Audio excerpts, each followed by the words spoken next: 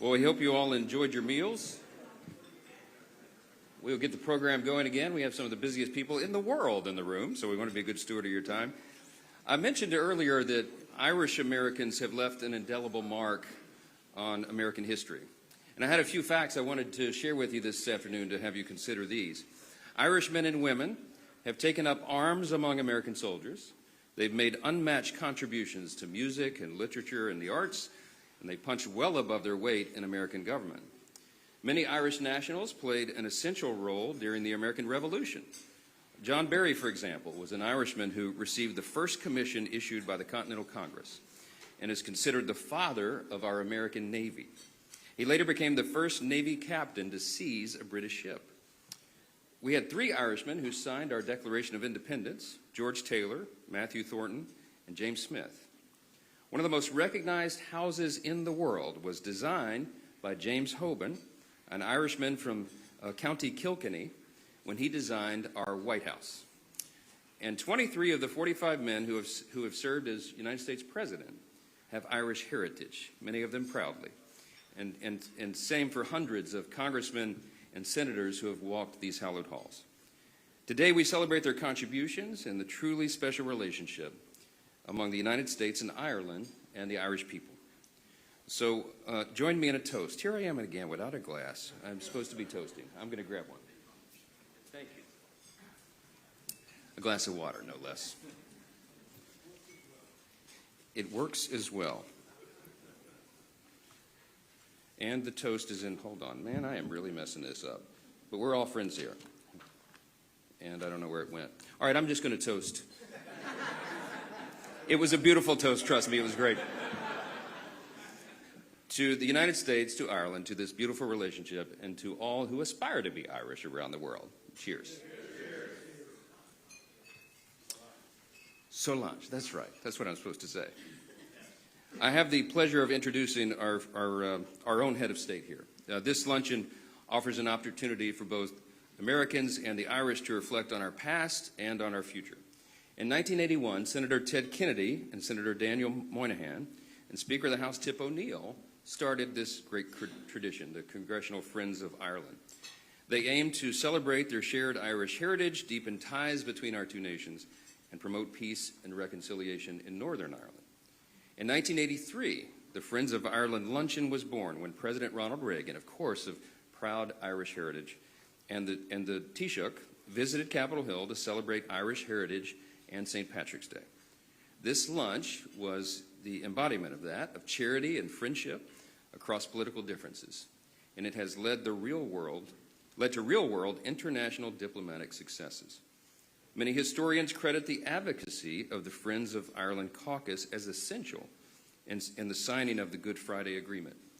And we welcome continued efforts to promote and preserve this agreement and promises of a bright future for the Friends of Ireland. Last year, I hosted this luncheon alongside President Biden. Our political differences were on stark display. It was obvious. That's an understatement. But he was our incumbent Democratic president, and I was the Republican House Speaker. And still, we shared laughs at the table at this event. It was one of the rare moments of the year where we could do that. That's what this celebration is all about. We laid down our swords, and in the spirit of Tip O'Neill and Ronald Reagan, we broke bread together and celebrated what binds us all together rather than what divides us. This year is a little different, of course. The political dynamics on Capitol Hill are extraordinarily different. President Trump is back in the White House. Republicans control both chambers of Congress. Here in our form of government, we call that unified government. A year ago, people thought I was crazy for predicting that we would be here today, but we are. And we're facing a new dawn for America and our bilateral relationships. And I know that we can look forward to working together to promote and preserve our friendships. It's an important, informative time around the world to do that. So in keeping with the proud U.S.-Ireland tradition and the spirit of the Friends of Ireland Luncheon, it's my great privilege to present the 45th and 47th President of the United States, Donald J. Trump.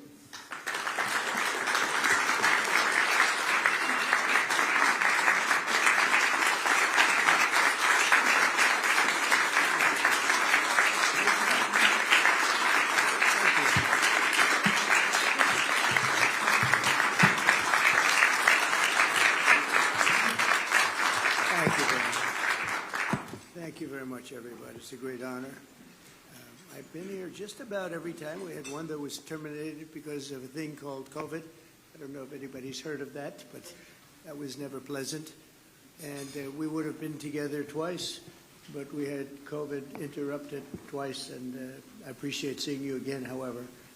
And you've done a fantastic job. We very much appreciate you being here.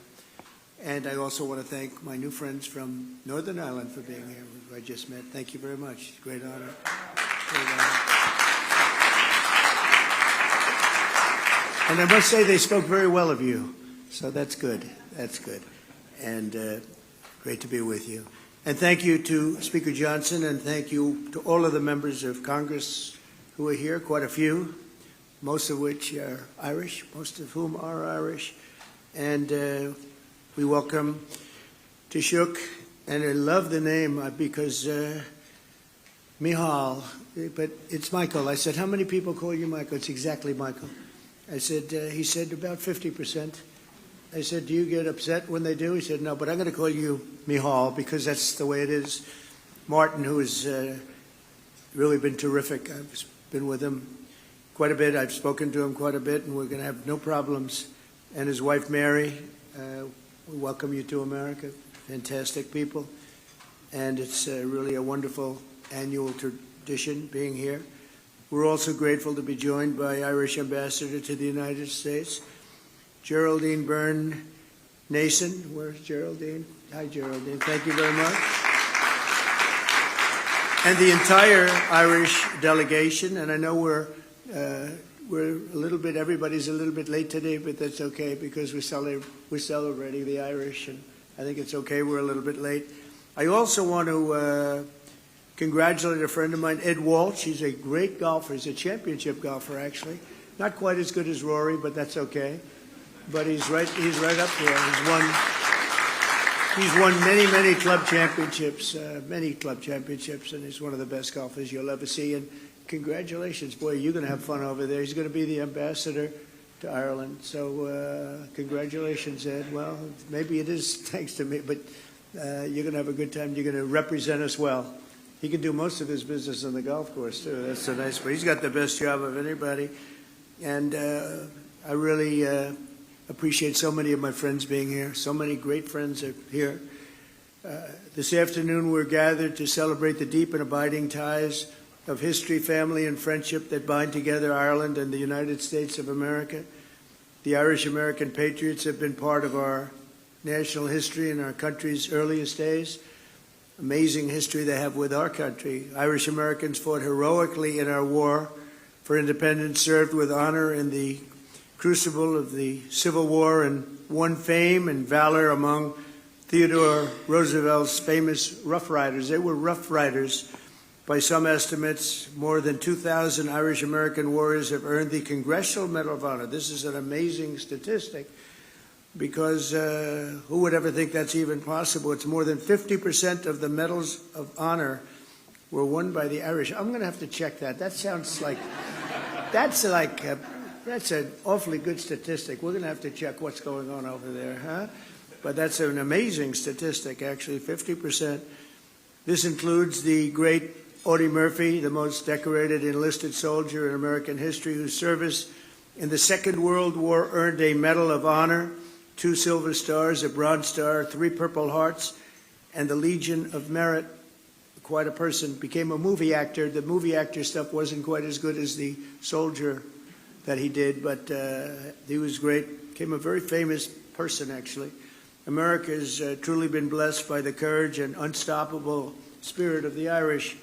Over the generations, Americans of Irish ancestry have helped build our railroads and raise our cities and man our factories, enrich our culture with art and music and literature. We see that all over.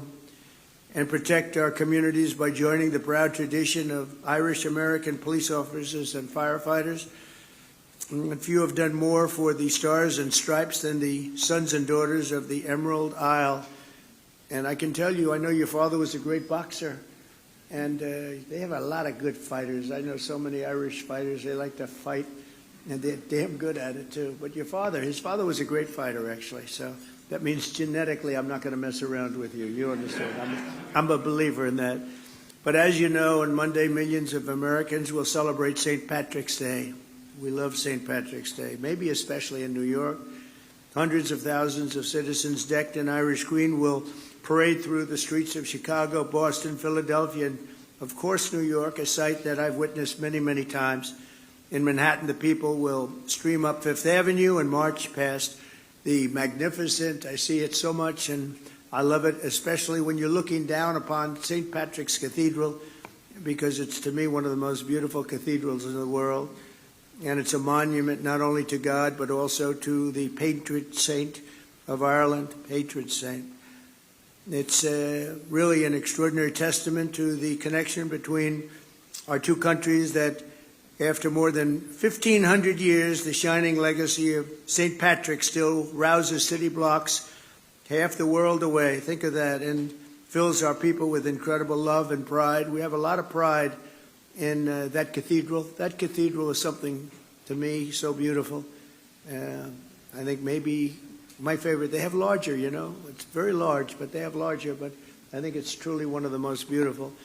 The Irish spirit is truly alive and thriving in America, and as we see today, the friendship between our nations is strong and it's really unbreakable, and that includes all of you, you know. It's all of you.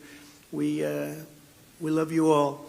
So Taoiseach, I want to just thank you once again for being here. It's an honor, and hopefully we're going to be doing this at least 3 more times, okay? We're going to be doing this 3 more times, at least. And when I say at least, they go absolutely crazy. So thank you very much for being here. Mary, thank you very much for being here. It's a great honor. Thank you. Thank you, Mr. Speaker. Thank you, everybody. Thank you.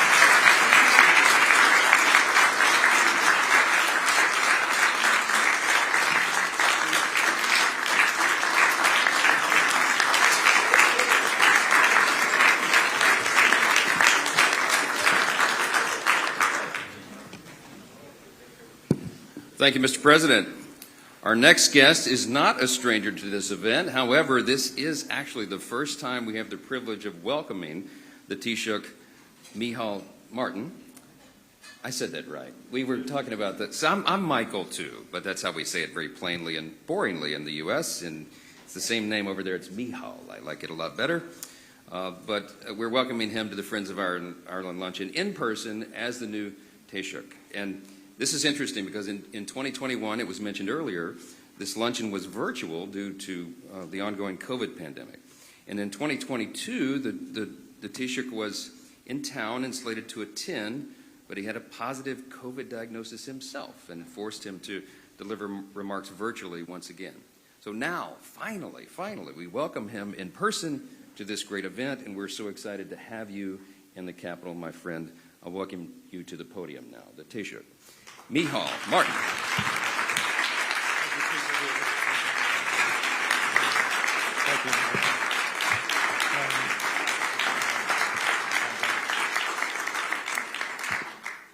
Mr. President, Mr. Speaker, Chairman Kelly and Neil, Senators, Representatives, ladies and gentlemen, I want to thank you all for welcoming me and Mary to Washington, D.C. to celebrate St. Patrick's Day. And it is a good feeling to be COVID-free and to be here on that day. But may I in particular say I'm pleased also to be joined with the Deputy First Minister from Northern Ireland, Emma Little-Pengelly. Very pleased to have you here, Emma, as well.